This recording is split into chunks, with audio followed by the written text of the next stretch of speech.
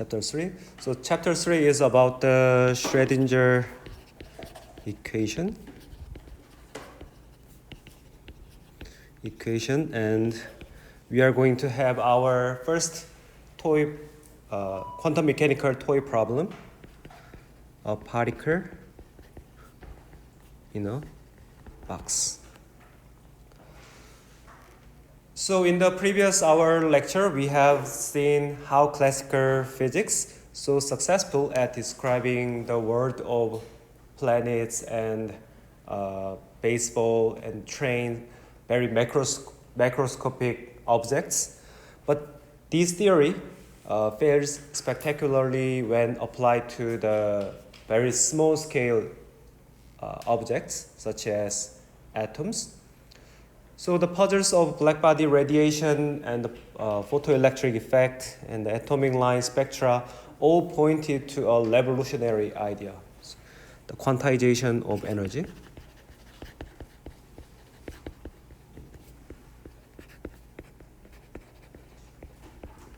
So this is about the chapter 1.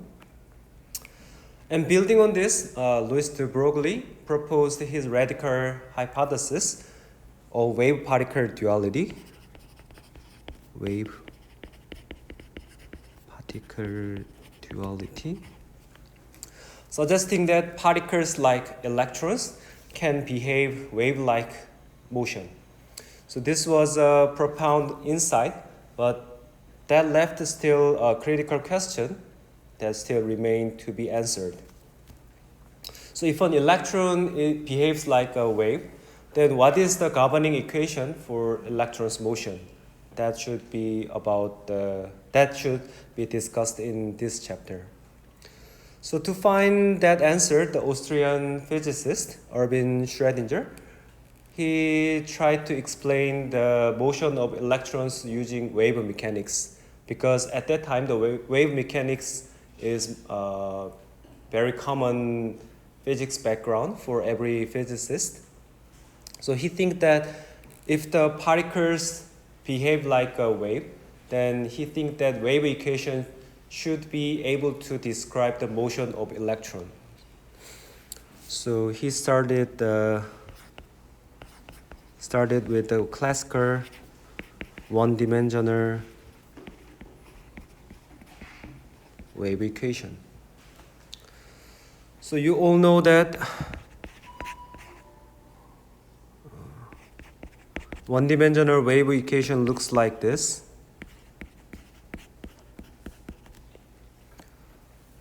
So this can describe the vibrating string of the guitar, and if you extend into the two-dimensional space, then this can describe the vibrating membrane.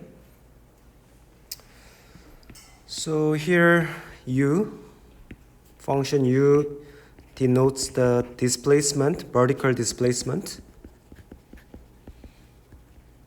at position x and time t. So Schrödinger's genius idea was to take this familiar equation and quantize this equation.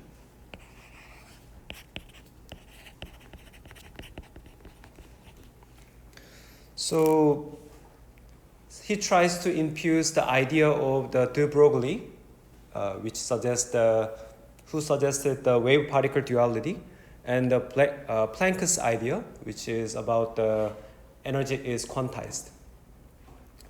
So for this section, we try to retrace his steps to derive the cornerstone of the quantum mechanics expression, the Schrödinger equation. So you have to remember that we are still in the realm of classical mechanics. So we are going to solve this classical one-dimensional wave equation, and you all know that the very first step of solving this equation is separation of variable.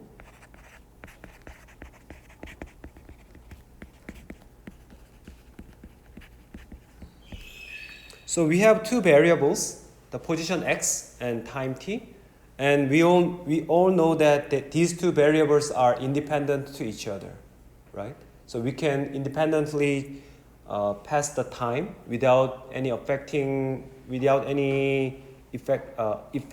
on the position x, or we can change the position x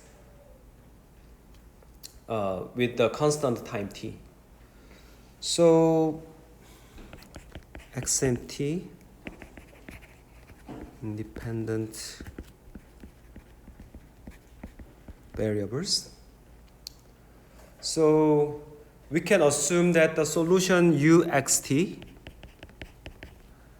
this can be split into the product of two separate functions, one that depends only on the position x.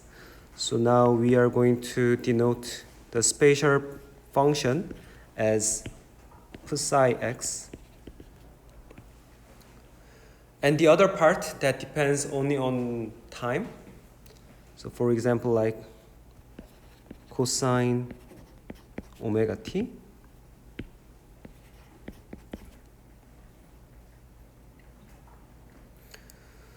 So the function psi x is spatial wave function. So this describes the shape,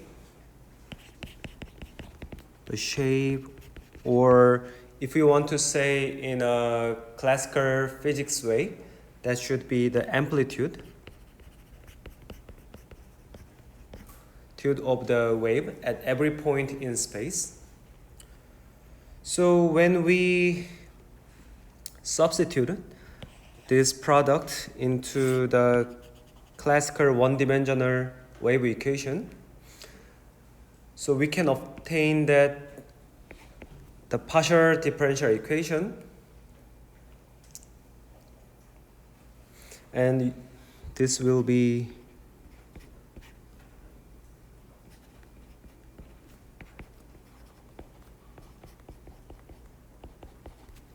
this partial differential equation will be reduced to this ordinary differential equation. So you might wonder, why do we miss the temporal part? So as you can easily imagine that, the second derivative of cosine with respect to time t, that should be minus cosine, right?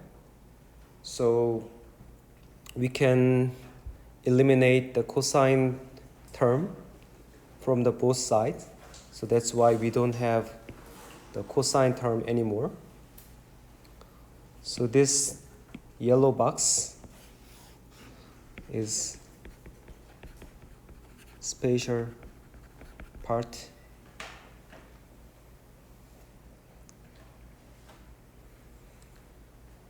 So far we are still in the classical mechanics world and nothing new, right?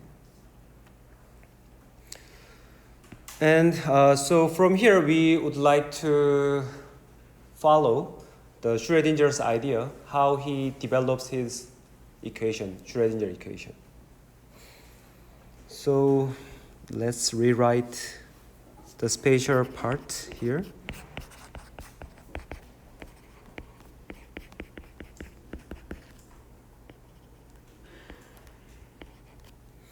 So this angular velocity,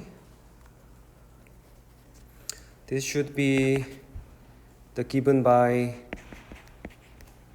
the frequency multiplied by 2 pi. So this frequency indicates the number of circular motion in 1 second. And there is a very fundamental relation between frequency, wavelengths, and the speed of the wave. So frequency multiplied by wavelengths, that should be the velocity of the wave.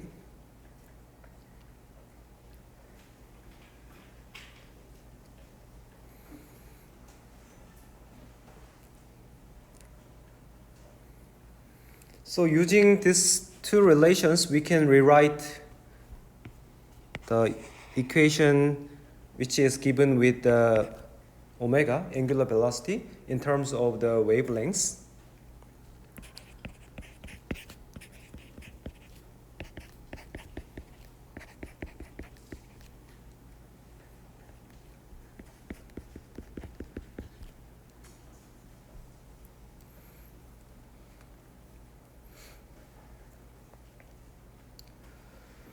So now we are about to time for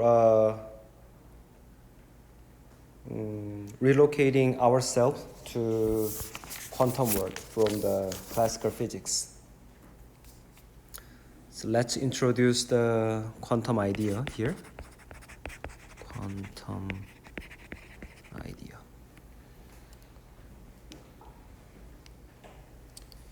So first, we would like to introduce the de Broglie's idea.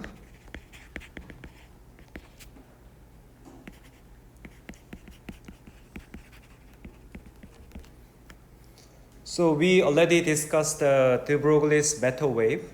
So he claimed that all particle with momentum p has an associated wavelength lambda, which is given as Planck constant divided by its momentum p.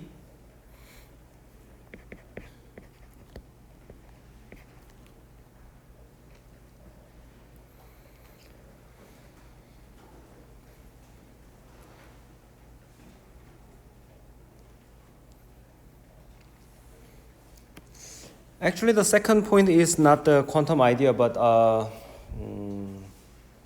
yeah, this is just the conservation of energy. So total energy E, this should be the sum of the kinetic energy of electrons and the potential energy V. So kinetic energy K plus V. And kinetic energy is given as P squared divided by 2m. So m should be the mass of electrons or the mass of the particle that you are interested in.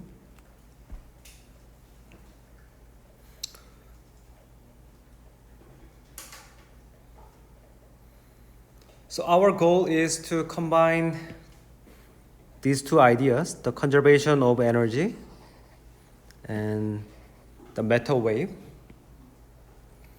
So you can easily do this consuming that the P should be given as mv.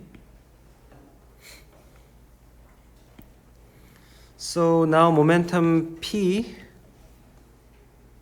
should be the square of 2m multiplied by energy minus total energy minus potential energy.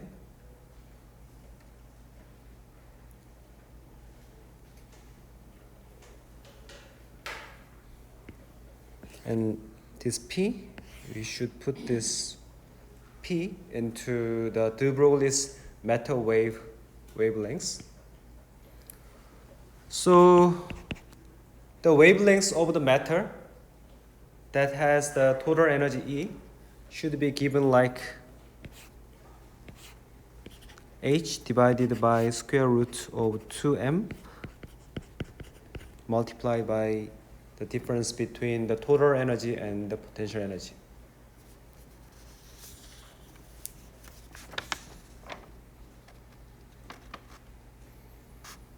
So you might still wonder, what am I doing now?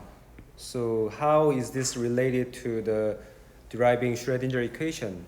But you will soon realize that if we substitute the lambda with this explicitly expression into the lambda, let's go down a little bit and we are going to write down the expression.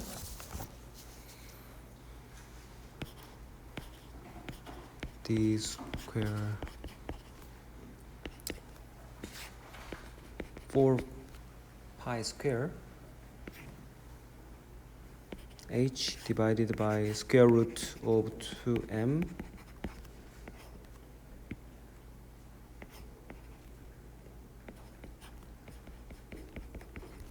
something like this. So this was originally lambda, and now we have explicit expression for the matter wave. which combines the de Broglie's matter wave and the conservation of energy. So we are going to clean up this looking tedious expression. So you are going to take the square of this term and multiply it by actually you don't have to multiply it 2m because this will be numerator in the new expression. So if we rewrite expression, then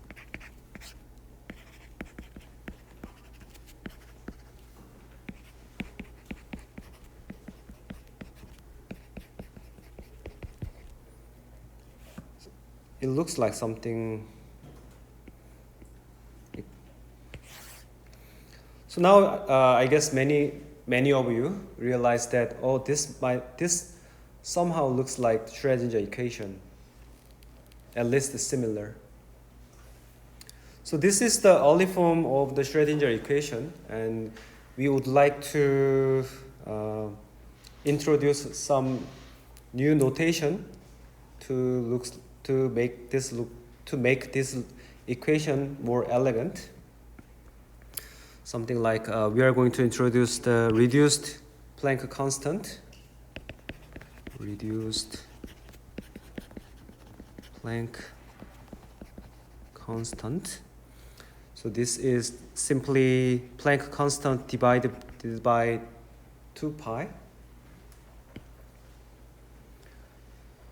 So reduced Planck constant also quite appears in quantum mechanics. And you will realize that this is the fundamental constant for angular momentum. So rearrange the very early form of the Schrodinger equation will give you like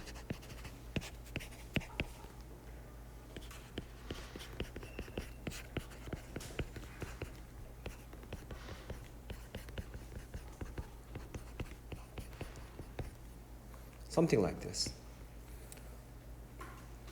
So this is the one of the most important equation in physics.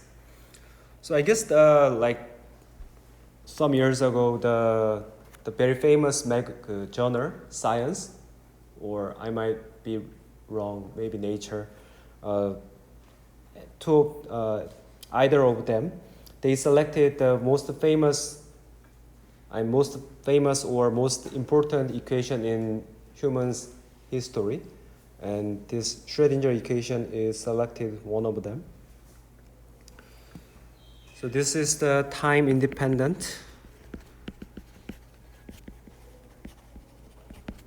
Schrodinger equation. So I would like to mention that this is the time-independent version of Schrodinger equation. So that describes, actually this equation cannot describe the time evolution. So we don't have time t here, right? So later we are going to take a look at how the wave function will change its motion or its shape in time t. But for now, we are going to focus on time-independent part. So we are not going to care about the time evolution. Okay? And before we moving to the next session, we need to talk a little bit more about this equation. So we are going to group the psi function that will give you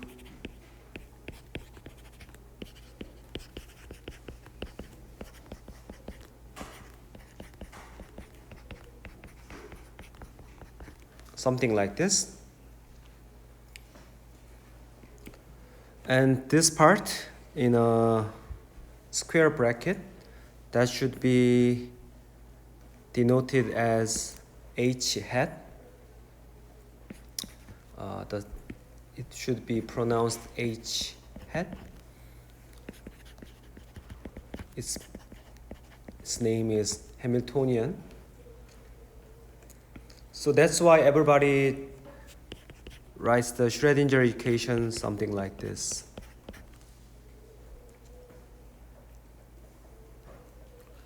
So Schrodinger equation is like a Newton's second law to the classical mechanics. So this is the governing equation in quantum mechanics. And this the wave function.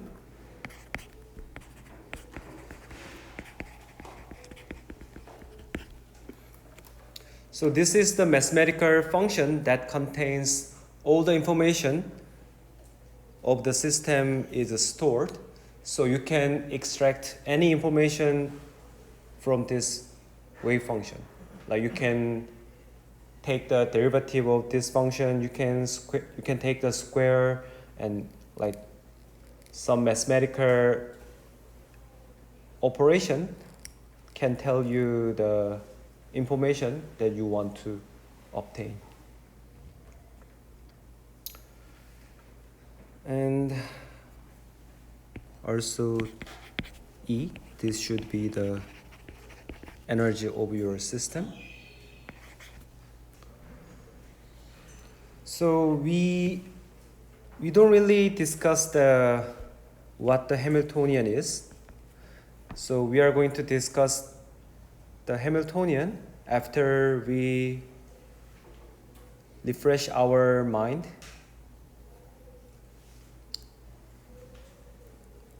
And we need to go over the operator first to discuss before we discuss Hamiltonian.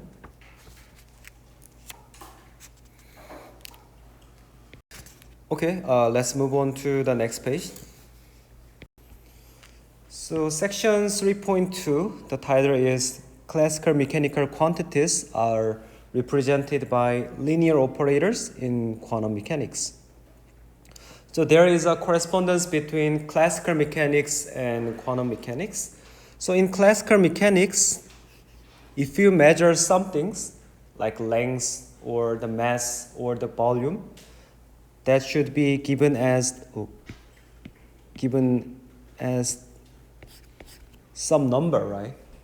So my height is like 175, or the length of this desk might be 100 centimeters, something like that. So you will have the number for your measurement. But what about the quantum mechanics? So in quantum mechanics, your quantities in classical mechanics will be represented by linear operators. So before we try to understand the meaning of linear operators, we are going to discuss the operator first. Operator. So I guess many of you already learned the operators in the mathematical class, the subject for the freshmen. So this is simply the mathematical instruction. So something like, you already know this symbol, right? So you have to add two numbers, you have to subtract, multiply, divide, right? So these are the examples of the operators. So these are the symbols that tell you to perform a specific action on whatever comes after it. So typically, this operator should be placed in front of the function or number. So how to denote the operators? So as I mentioned in the previous section, when we discussed the Hamiltonian, so we use a hat or caret. this symbol to denote an operator and distinguish it from a simple variable. So if you have like H hat, and that is the Hamiltonian operator, and if you have a T hat, and that should be a kinetic energy operator, and X hat, that should be your position X operator. So these are corresponding to classical quantities like energy, kinetic energy K, and position X.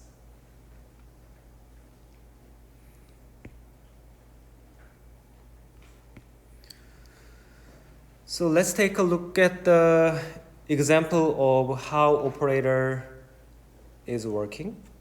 So let's say we have some arbitrary operator A hat, and operator A hat acts on the function fx. That means the function should be placed, function fx should be placed just right to the operator A. Then this will produce a new function called gx. So gx could be fx. So these two functions can be same, but it doesn't have to be. Okay, so gx can be fx or any other functions.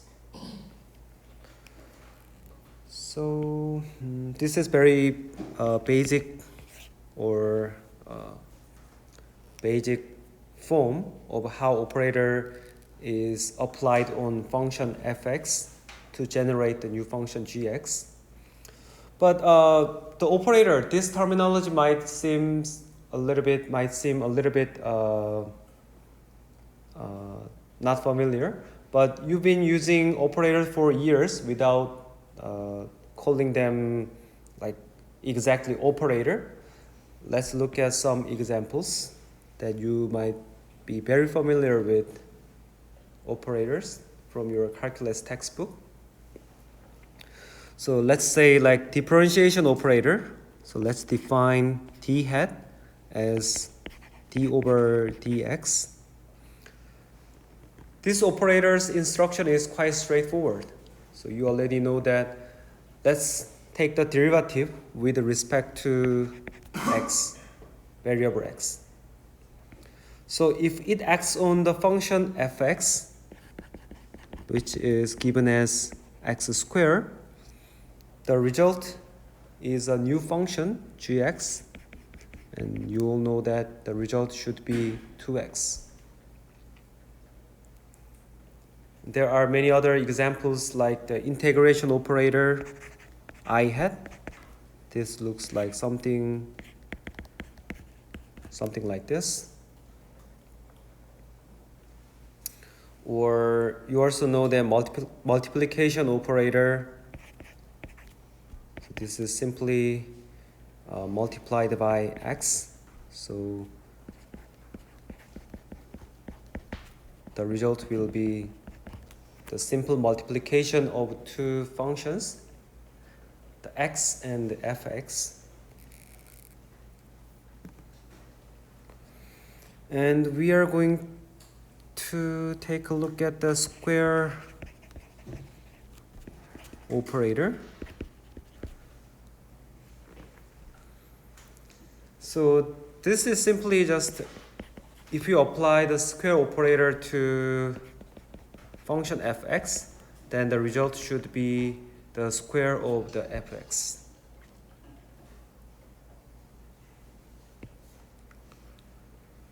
So as you can see in these four examples, operator can affect the form of the function fx. So sometimes it generates a new function. So x squared now becomes 2x, and the fx now becomes x multiplied by fx. fx now becomes the square of the fx. So these are the examples of operator that changes the shape of function. But still, depending on the type of function, the operator might not change the shape of function too, right? So if we take the fx as exponential x, then the differentiation does not change the shape of form. The final result also should be ex.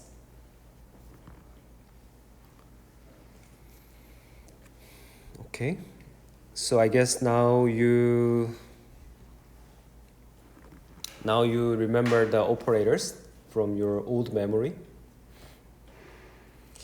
So now we are going to discuss the linearity.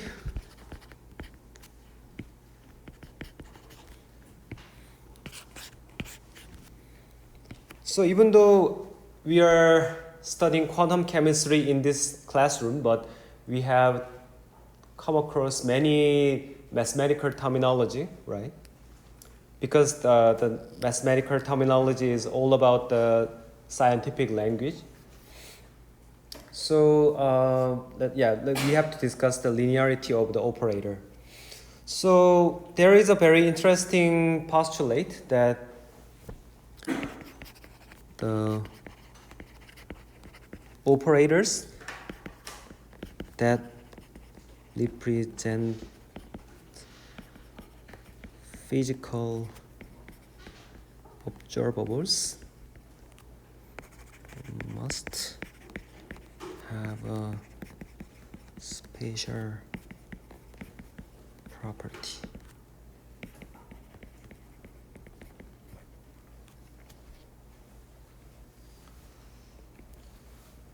So we already discussed that every classical mechanical observables, which means the quantity that you can measure, they have a correspondent in quantum mechanical world. And in quantum mechanical world, the classical mechanics quantity is represented by operator. So interestingly, every operator in quantum mechanical world that represent physical observable, they should be linear operators. So before we discuss why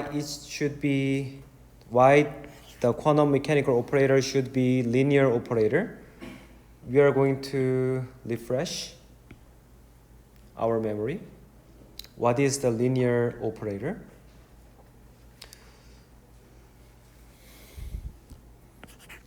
So let's say we have arbitrary operator A hat, and let's say this operator is linear operator, then it should satisfy the following condition for any two functions f1x and f2x.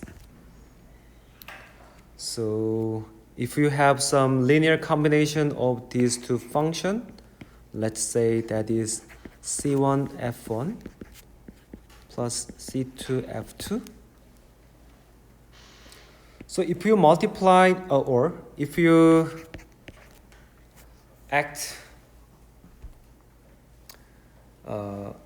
if you apply the operator on the outcome of linear combination, and you can have the another result like operator directly applied on function and multiplied by the constant and take the sum of these two functions. If both sides have the same value, then we say that the operator A has the linear character.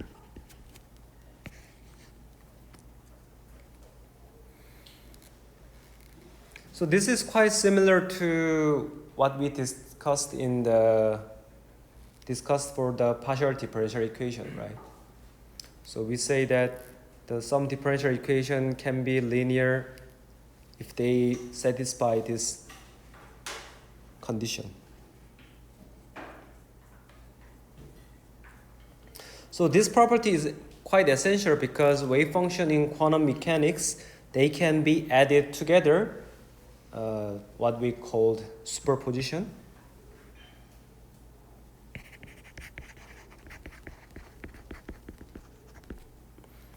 So linearity ensures that we can consistently calculate the physical properties for these combined states. So if you have like the two different states, F1 and F2, so this linear combination should be considered as the superposition of two different states, F1 and F2.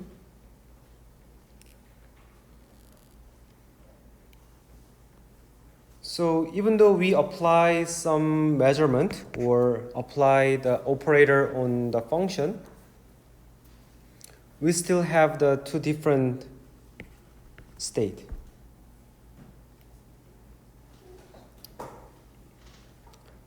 And the linearity ensures that the superposition of the many different states.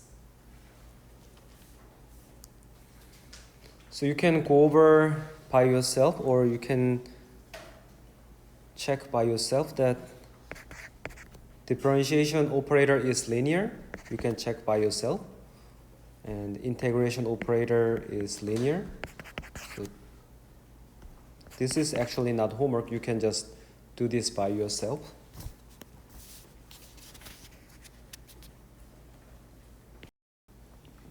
Actually, you can also check the square operator, SQR. Is this linear operator? I guess you already know the answer, right? These two are linear operator, but this is not. So you have to check yourself to make sure that why these two operators are linear and why this is not linear operator.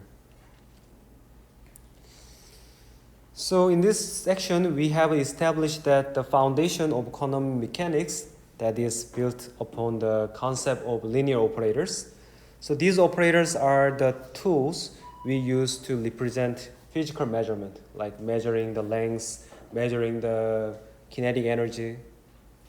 So Schrodinger equation itself is the most important example of this principle.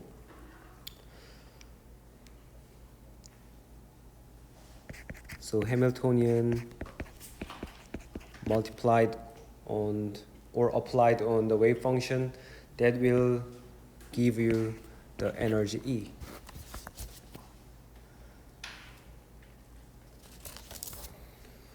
So simply, the identity of the Hamiltonian operator, this is the operator for energy.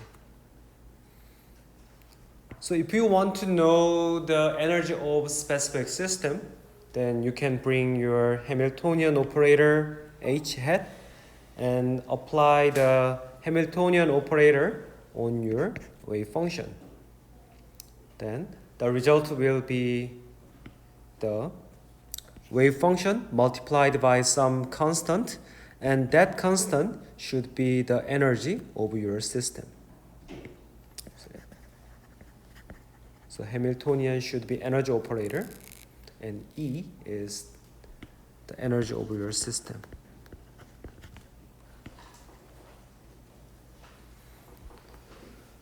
So that means the Schrodinger equation is quite straightforward meaning. So H hat multiplied by psi equal E multiplied by psi. That means I want to calculate the energy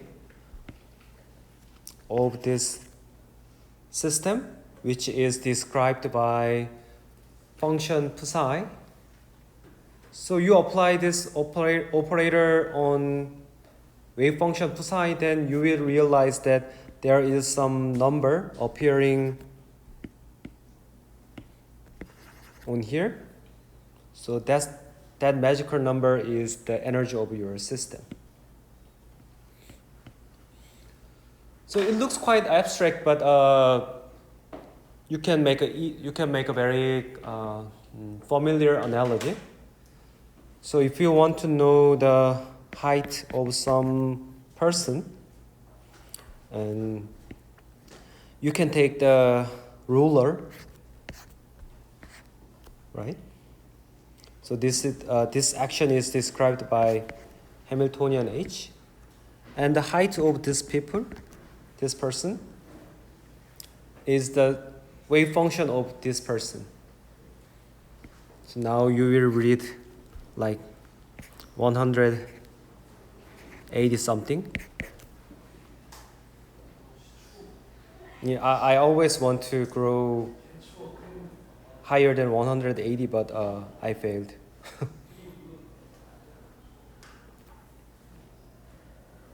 Okay, so yeah, this is just a simple measurement process in quantum mechanics, even though it looks quite abstract and complex.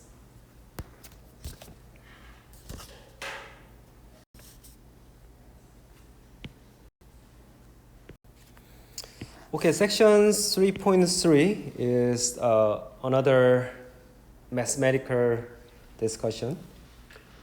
So we write the Schrodinger equation in the form of the partial differential equation, but actually this can be formulated as an eigenvalue problem.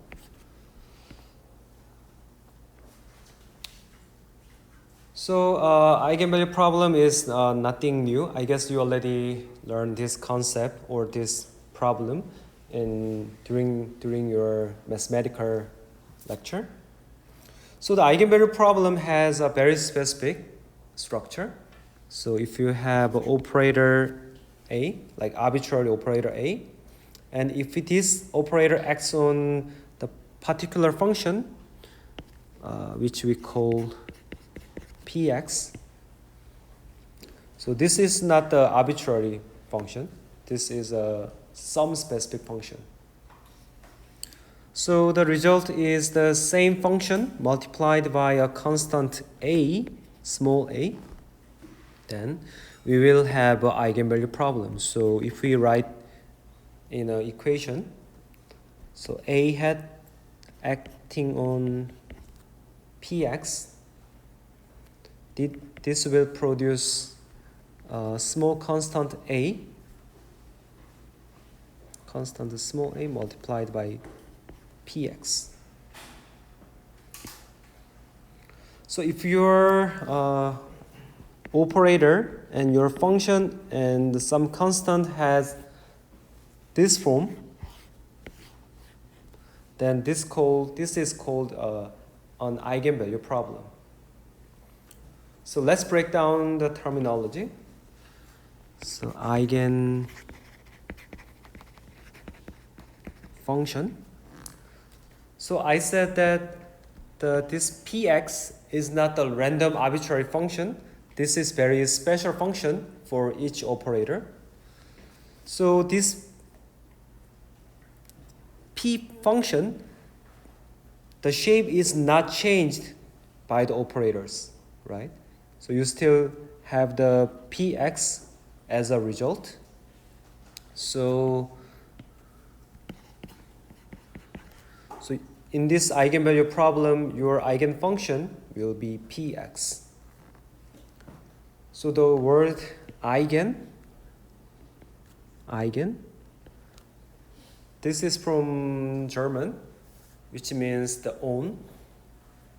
In German, own or the proper. So the eigenfunction means that function is the operator's own function, like not the random function. There are some specific function for each operator that can be formulated as an eigenvalue problem. And the other terminology is eigenvalue.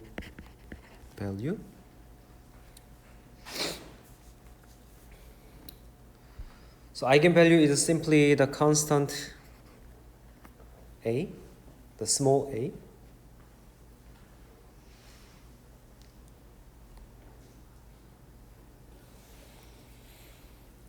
So if we want to interpret the eigenvalue problem in physics, if a quantum mechanical system in a state described by the eigenfunction px, then a measurement of the observable corresponding to operator A,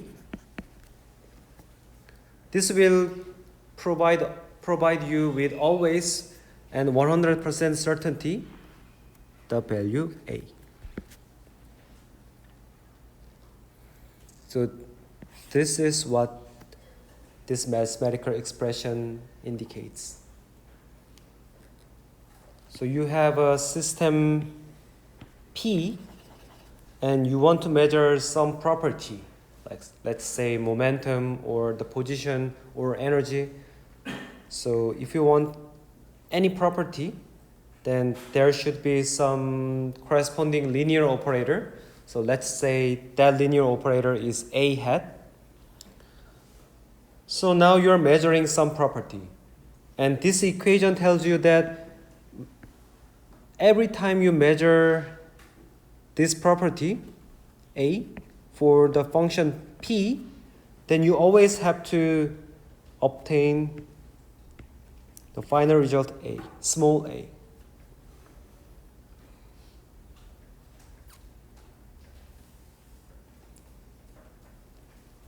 So again, this is like the measuring height or the measuring your mass, the measuring of some chemical system, right?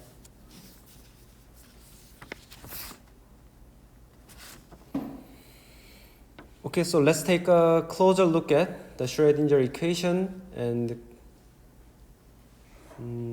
reformulate the Schrodinger equation as an eigenvalue problem.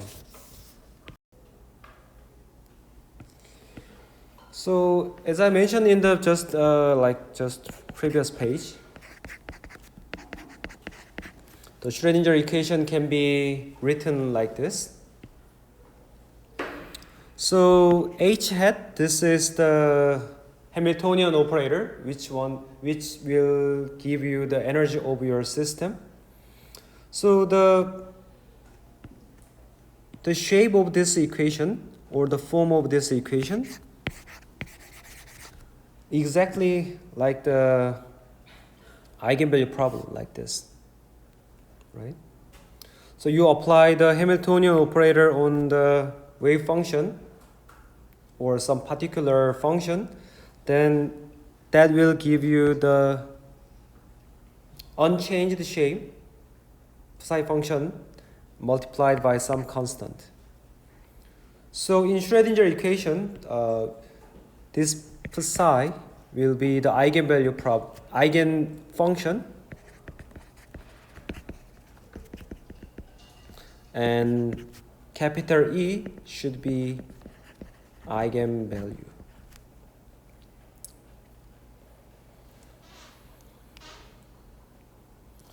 So we are not going to discuss more, but this is the very beginning of how Werner Heisenberg approaches quantum mechanics. So he thinks that quantum mechanics can be formulated in terms of the matrix, because the eigenvalue can be reformulated as a matrix form. But as we discussed very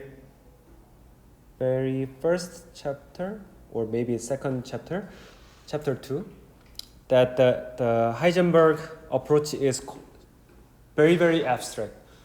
So it's really hard to get physical interpretation from that approach.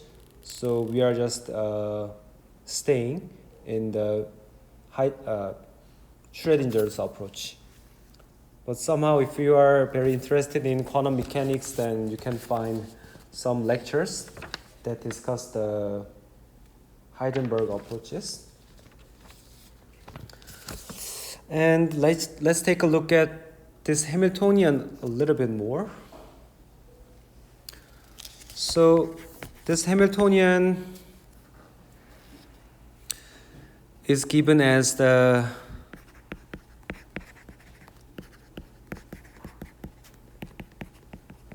for one-dimensional system. And let's say that we have some free particle, which means there are no forces, so the potential energy should be 0. So for free particles, Vx should be 0. That means the total energy, Hamiltonian energy, should be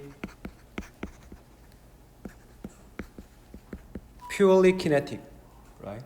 So there will be no potential energy. That means the total energy operator H, that should be the kinetic energy. Or I guess in our textbook, we used T more frequently. So now think back to classical mechanics. So the relation between kinetic energy and the momentum P is, in classical mechanics, T is P squared divided by its mass. So if we compare the classical mechanics and quantum mechanics formulation, we can infer the shape of momentum squared operator, right? So compare this with the expression above here. So we all know that there is a correspondence between classical mechanics and quantum mechanics. So if you measure the momentum in the classical world, that means there should be an operator that can provide the kinetic energy too. So this common part, and let's say explicitly px, because we are dealing with one-dimensional system, so we are interested in the momentum in the x direction. So the px operator px square should be the minus h bar square dx over dx square. So you can infer the form of momentum operator along the x-axis from this. So let's think about the original form of px and which function should give this result minus h bar square, and take the derivative with respect to x two times. So the px should look like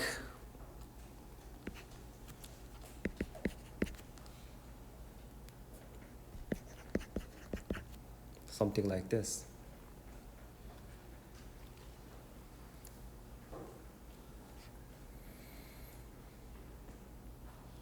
So the px squared means that you apply the px two times. So if you apply the px two times, that means something like this.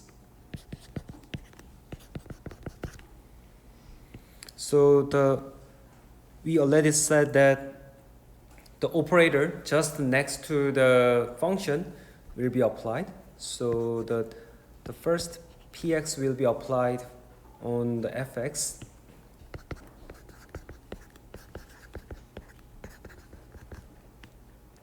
Something like this.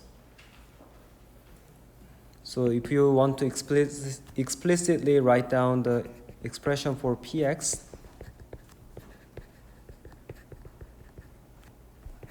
like this. And these are just constant, and if you apply the momentum operator second time, something like this. So this will we can take this part out, and the result will be something like this. So we verify that the successive operation of p square, like 2 times, will give you exactly the result that we expect to obtain.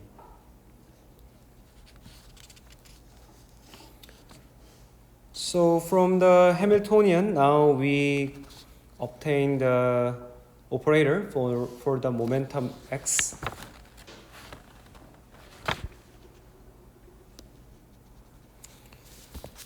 So also I want to emphasize that the appearance of imaginary number I here. So it is quite strange for the imaginary number for some measurable quantity. So in our real world, there is no quantity that has an imaginary number, right? So if you take the mass of some chemicals, if you're measuring the length of some chemical system or some physical system, do we have like imaginary numbers? Actually, no, right? So all the numbers, all the classical observables, which means we can take the measure of that quantity, that should be the real numbers. But interestingly, we still have some imaginary number for the operators. And this might give you some very, very interesting result in the next chapter, like maybe chapter 6 or 7, I don't really remember. So the operator can contain the imaginary number, but the eigenvalue, the observables, they should be always the real number. Okay, let's call it a day here. Thank you for your attention.